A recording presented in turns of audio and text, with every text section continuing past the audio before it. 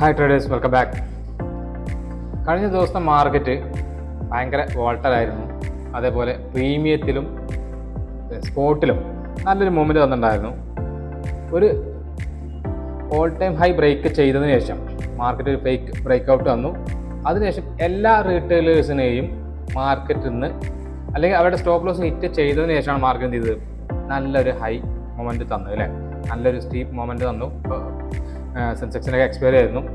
ഒരു സമയത്ത് 100 രൂപ 120 രൂപ ഉണ്ടായിരുന്നൊക്കെ പ്രീമിയം ആ ഒരു ഫാളിൽ 1022 1100 രൂപയ്ക്കാണ് പ്രീമിയം കൂടിയിട്ടുണ്ടായത്. പുട്ട്സൈഡ്ക്ക് 84,500 പുട്ടിൻ്റെ പ്രീമിയമാണ് പറഞ്ഞത്.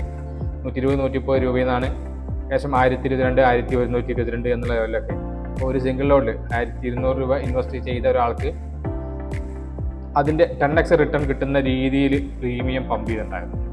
അപ്പോൾ ഇങ്ങനത്തെ ഒരു മൂവ്മെൻറ്റ് തരുന്ന സമയത്ത് റീറ്റെയിലേഴ്സിന് മാർക്കറ്റിൽ നിൽക്കാൻ പറ്റില്ല എന്നുള്ളതാണ്. കാരണം അവർ വെക്കുന്ന സ്റ്റോപ്പ് ലോസ് ഒരു 30 പോയിന്റ് 50 പോയിന്റ് 60 പോയിന്റ് എന്നുള്ളതാണ്. മാക്സിമം 800 അല്ലെങ്കിൽ 900 രൂപ വരെയൊക്കെ റീറ്റെയിലർ ആയിട്ടുള്ള ഒരാൾ സ്റ്റോപ്പ് ലോസ് വെച്ചിട്ടുണ്ടാവുള്ളൂ. അത് ഹിറ്റ് ചെയ്തതിന് ശേഷം മാർക്കറ്റ് എന്ത് ചെയ്തു, ആ ഒരു 3 മണിയോട് കൂടി കണ്ടിന്യൂസ് ആയിട്ടാണ് മാർക്കറ്റ് മേലേക്ക് പോയത്. ഏറ്റവും കൂടുതൽ മൂവ്മെൻറ്റ് തന്നതും സെൻസെക്സ് തന്നെ ആയിരുന്നു. അപ്പോൾ ഇനി കഴിഞ്ഞ 2 വീക്കത്തെ ഒരു അനാലിസിസ് നോക്കുകയാണെങ്കിൽ, നിഫ്റ്റിയുടെ നോക്കുകയാണെങ്കിൽ തന്നെ കഴിഞ്ഞ 2 വീക്കിലും നല്ല ബുള്ളിഷ് ക്യാൻഡിൽസ് ആണ് ഫോം ചെയ്തിട്ടുള്ളത്. അതും ഒരു മർബോസ് ടൈപ്പ് ക്യാൻഡിൽ എന്ന് പറയാൻ പറ്റുന്ന രീതിയിലായിരുന്നു കഴിഞ്ഞ 2 ദിവസത്തെ കണ്ട 2 ആഴ്ചത്തെയും മാർക്കറ്റ് ഉണ്ടായിരുന്നത്. ഇനി മാർക്കറ്റ് എങ്ങോട്ട് പോകും എന്നുള്ളതാണ് നമ്മളെ സംബന്ധിച്ച് നോക്കാനുള്ളത്. അപ്പോൾ ആവറേജ് മാർക്കറ്റിൻ്റെ ഒരു മൂവ്മെൻറ്റ് നോക്കിക്കഴിഞ്ഞാൽ നോർമൽ കേസിൽ ഉണ്ടാവുന്ന ഒരു മൂവ്മെൻറ്റിനെക്കാളും കൂടുതൽ മാർക്കറ്റ് ഓൾറെഡി മൂവ് ചെയ്തിട്ടുണ്ട് എന്നുള്ളതാണ്. സാധാരണ 2 ആഴ്ച കൊണ്ട് എത്രയാണോ മാർക്കറ്റ് മൂവ് ചെയ്യുക അതിലേറെ എന്ത് ചെയ്തിട്ടുണ്ട്, നിലവിൽ മൂവ് ചെയ്തിട്ടുണ്ട്. അപ്പോൾ ഞാൻ എക്സ്പെക്ട് ചെയ്യുന്നത് ഈ ഒരു വീക്ക് ഒരു ഹോൾട്ട് ക്യാൻഡിലാണ് എന്നുള്ളതാണ്. നിഫ്റ്റിയിലാണെങ്കിലും ബാങ്ക് നിഫ്റ്റിയിലാണെങ്കിലും ടോട്ടലി ഒരു ഹോൾട്ട് ടൈപ്പ് ക്യാൻഡിൽ അല്ലെങ്കിൽ ഒരു ഡോജി ടൈപ്പ് ക്യാൻഡിലാണ് ഈ വീക്കിൽ ഞാൻ എക്സ്പെക്ട് ചെയ്യുന്നത്. നാളെ ചിലപ്പോൾ മേലേക്ക് പോകാം, മറ്റന്നാൾ താഴത്തേക്ക് വരാം എന്നുള്ള ലെവലിലാണ് സംസാരിച്ചത്. ഇത് ഒരു വീക്ക്ലി ക്യാൻഡിൽ അനാലിസിസ് ചെയ്യുന്ന സമയത്ത് നമുക്ക് നിഫ്റ്റിയിലാണെങ്കിലും അതേപോലെ നിഫ്റ്റി അത്ര തന്നെ മൂവ്മെൻറ്റ് ഒന്നുമല്ല, പക്ഷേ എല്ലാം ഓൾ ടൈം ആയിട്ട് പുറത്താണ് നിൽക്കുന്നത് എന്നുള്ളതാണ്. ബാങ്ക് നിഫ്റ്റി ആണെങ്കിലും അങ്ങനെ, പിന്നെ അതേപോലെ സെൻസെക്സ് ആണെങ്കിലൊക്കെ ഈ മൂവ്മെൻറ്റ് തന്നിട്ടുണ്ട്. മിഡ് ക്യാപ്പ് മാത്രമാണ് ഇതിനെന്തുണ്ടത്, ഓപ്പോസിറ്റ് മൂവ്മെൻറ്റ് തന്നിട്ടുള്ളതെന്ന്. അപ്പോൾ മിഡ് ക്യാപ്പ് നോക്കുക, ഏകദേശം 6500 2023 മെയ്യിൽ മൂവ്മെൻറ്റ് തുടങ്ങിയതാണ്. അതിനുശേഷം 13,500 ഏകദേശം 2x മാറിൽ എന്ത് ചെയ്തു, മൂവ് ചെയ്തിട്ടുണ്ട് അല്ലേ. 2x അല്ല 100x മൂവ് ചെയ്തിട്ടുണ്ട്. 6500 13,500 എന്ന് പറയുമ്പോൾ ഏകദേശം 100x മൂവ്മെൻറ്റ് ഒരു വർഷം കൊണ്ട് വന്നിട്ടുണ്ട്. ഇൻഡെക്സിൻ്റെ കാര്യം മാത്രമാണ് പറയുന്നത്. അപ്പോൾ അതിലുള്ള സ്റ്റോക്കുകളുടെ ആവറേജ് അവസ്ഥ നോക്കിയാൽ മതി. അത്യാവശ്യം നല്ലൊരു മൂവ്മെൻറ്റ് തന്നിട്ടുണ്ടാവും. ഇനി ഈ ഒരു മൂവ്മെൻറ്റ് നമ്മൾ എന്ത് ചെയ്യണം, ഒരു ചെറിയ ഡൗൺ സൈഡ് തന്നതിന് ശേഷം മാത്രമായിരിക്കും ഉണ്ടാവുക മിഡ് ക്യാപ്പിൽ മൂവ്മെൻറ്റ് ഉണ്ടാകാനുള്ള സാധ്യതയുള്ളൂ. ഇതൊരു ഡെയിലി ക്യാൻഡിലേക്ക് നോക്കുകയാണെങ്കിൽ മിഡ് ക്യാപ്പ് ഒഴികെ, മിഡ് ക്യാപ്പ് ഒരു ഡബിൾ ടോപ്പ് ക്രിയേറ്റ് ചെയ്ത് താഴത്തേക്കാണ് വരുന്നത്. മറ്റുള്ള ക്യാൻഡിൽസ് ഒക്കെ നോക്കുകയാണെങ്കിൽ നമുക്കറിയാൻ പറ്റും. ഇപ്പോൾ നിഫ്റ്റിയുടെ ആണെങ്കിൽ ഒരു bullish candle side wise break out, ഇതാണ് ഒരു സ്ട്രക്ചർ ക്രിയേറ്റ് ചെയ്തിട്ടുള്ളത്. ഇനി നാളെ നമുക്ക് മാർക്കറ്റ് ഓപ്പൺ ചെയ്യുന്ന സമയത്ത് ഇതിൽ അനാലിസിസ് ചെയ്യുകയാണെങ്കിൽ നമുക്കറിയാം എന്ത്, നമ്മൾ കഴിഞ്ഞ ദിവസങ്ങളൊക്കെ പറഞ്ഞിട്ടുണ്ടായിരുന്നത് ഹൈ ബ്രേക്ക് ചെയ്യുന്ന സമയത്ത് നമുക്ക് മേലേക്കുള്ള ട്രേഡുകൾ പ്ലാൻ ചെയ്യാം എന്നുള്ള ലെവൽ തന്നെയായിരുന്നു എല്ലാ ദിവസവും നമ്മൾ ട്രേഡ് പ്ലാൻ ചെയ്തത്. നാളെ ഗ്യാപ്പ് ഡൗൺ ആണെങ്കിൽ അവിടെ സൈഡ് വൈസ് ആയിട്ട് തീരാനുള്ള സാധ്യത വളരെ കൂടുതലാണ്. കാരണം ഓവറോൾ നല്ല മൂവ്മെൻറ്റ് തന്നിട്ടുണ്ട് എന്നുള്ളത് തന്നെയാണ്. ഈ ഒരു ക്യാൻഡിലാണ് ഞാൻ പറഞ്ഞത് നല്ല പ്രീമിയം മൂവ്മെൻറ്റ് ഉണ്ടായിട്ടുണ്ടായിരുന്ന ഒരു ക്യാൻഡിൽ. അപ്പോൾ ഇനി നാളേക്ക് നമുക്ക് നിഫ്റ്റിയിൽ കാണാൻ സാധിക്കുന്ന ഒരു മൂവ്മെൻറ്റ് എന്ന് പറയുന്നത് വലിയ ഗ്യാപ്പ് ഡൗൺ 26,000 അടുത്താണെങ്കിൽ ഒന്നും നോക്കണ്ട, നിങ്ങൾക്ക് എന്ത് ചെയ്യാൻ പറ്റും, ഷോർട്ട് ചെയ്യാൻ പറ്റും. കാരണം മാർക്കറ്റ് താഴേക്ക് വരാനുള്ള സാധ്യത ഏറ്റവും കൂടുതലുള്ളത് താഴത്തേക്ക് വരാനാണ്. അതിനുശേഷം കൺസോൾട്ടേഷൻ മാത്രം ബ്രേക്ക് ഔട്ട് കിട്ടുകയാണെങ്കിൽ നമുക്ക് എന്ത് ചെയ്യാം, ഹോൾസെയിലിൽ ട്രേഡ് പ്ലാൻ ചെയ്യാം.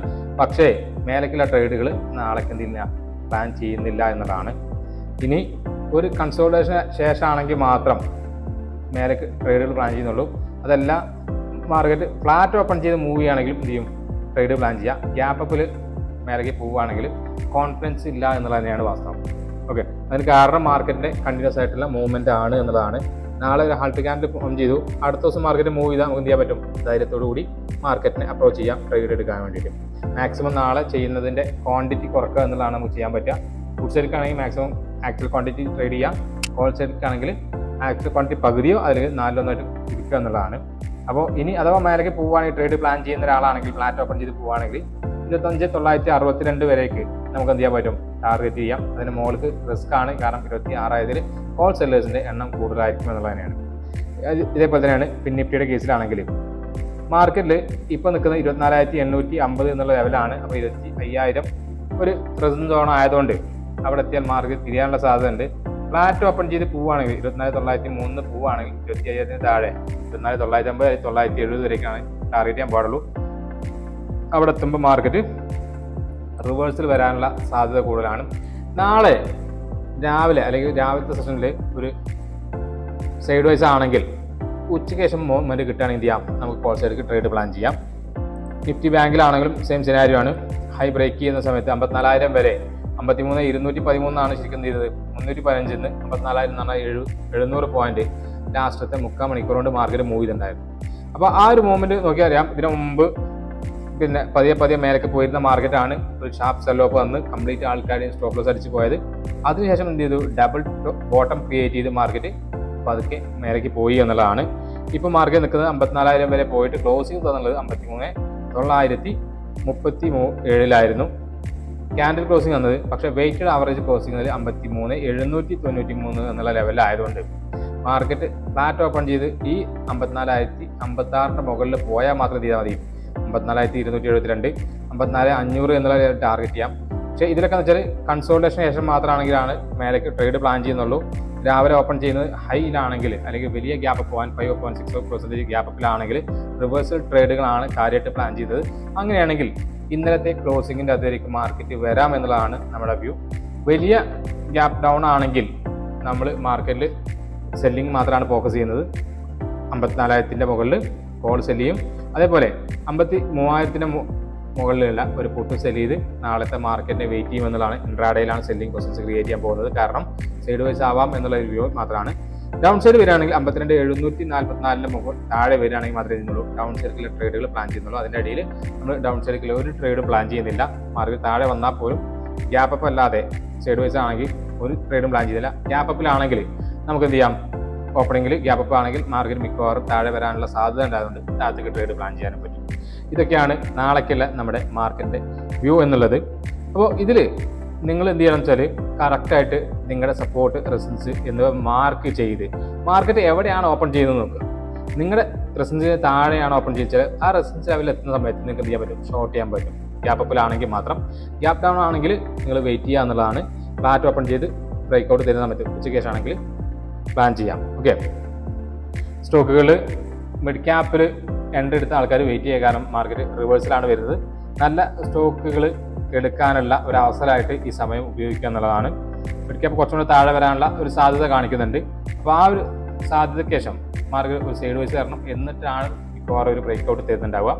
അപ്പോൾ അത്രയും ദിവസം എന്ത് ചെയ്യുക, നമുക്ക് നല്ല നല്ല സ്റ്റോക്കുകൾ വാച്ച് ലിസ്റ്റിൽ ആഡ് ചെയ്യാനും ഈ സ്റ്റോക്കുകൾ ഒരു SIP പോലെ ചെറിയ ക്വാണ്ടിറ്റി മേടിച്ച് കൂട്ടാനുള്ള ഒരു സമയമായിട്ട് ഈ സമയത്തെ നമുക്ക് എടുക്കാൻ പറ്റും. കാരണം കഴിഞ്ഞ വർഷത്തെ ഒരു മൂവ്മെൻറ്റ് ഉണ്ടായിട്ടുണ്ട്. അതിൻ്റെ ഒരു നിശ്ചിത % താഴെ വന്നതിന് ശേഷം മാത്രമേ എന്ത് ചെയ്യുള്ളൂ, മാർക്കറ്റ് കയറി പോകാനുള്ള സാധ്യത ഉള്ളൂ എന്നുള്ളത് തന്നെയാണ് ഇതിന് കാരണം. വീഡിയോ നിങ്ങൾക്ക് ഇഷ്ടപ്പെട്ടെന്ന് വിചാരിക്കുന്നുണ്ട്. ഇഷ്ടപ്പെട്ടിട്ടുണ്ടെങ്കിൽ തീർച്ചയായും ലൈക്ക് ചെയ്യുക, ഷെയർ ചെയ്യുക, അതേപോലെ സബ്സ്ക്രൈബ് ചെയ്യുക.